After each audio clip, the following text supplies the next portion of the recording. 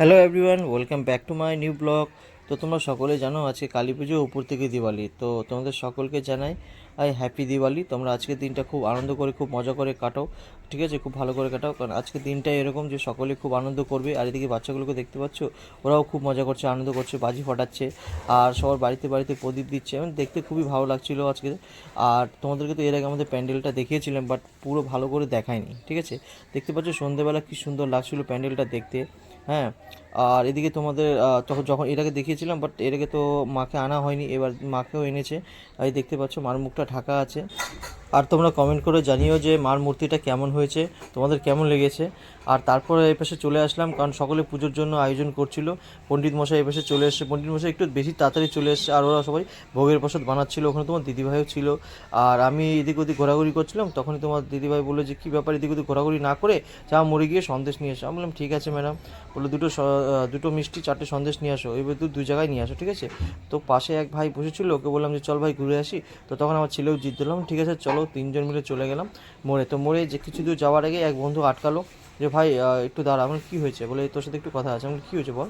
বললো যে ভাই আজ বাদে কাল, মানে দুদিন পরে তো ছট পুজো আছে, তো ছট পুজো আমাদের ঘাটে আসিস। আমি বললাম ঠিক আছে ভাই, তুই বলি যখন অবশ্যই আসবো। তো তোর সাথে কথা বলার পর আমি চলে আসলাম আমাদের মোড়ে। দেখতেই পাচ্ছ মোড়টাও মানে চারিদিকে লাইটিংয়ের, মানে চারিদিকে পুরো লাইট, খুবই সুন্দর লাগছিলো দেখতে, ভালো লাগছিলো ওই দিনকার। তারপর চলে আসলাম মোড়ে মিষ্টির দোকানে।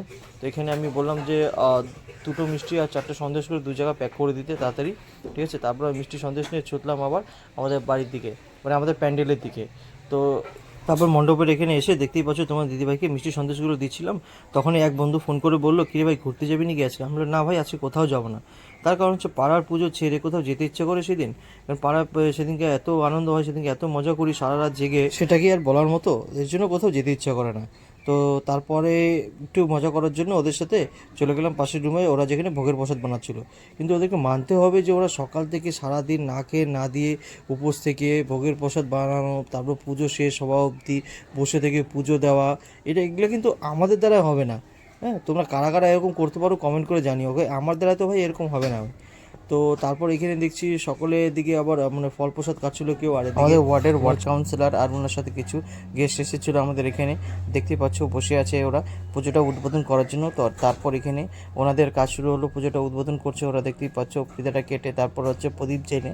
আর তারপর তার কিছুক্ষণ পরে শুরু হয়েছে আমাদের এখানে পুজো। তারপর আমি এক জায়গায় গিয়ে চুপচাপ কিছুক্ষণের জন্য বসি, কিন্তু বেশিক্ষণ বসেও আমি শান্তি পাইনি। আর তোমরা দেখতে পাচ্ছ আমার মাথার উপরে তিরপল, তোমরা দেখে হয়তো ভাবছো তিরপল তো প্যান্ডেলের উপরে লাগে, কিন্তু নিচে কি করছে? এটাই হচ্ছে ব্যাপার।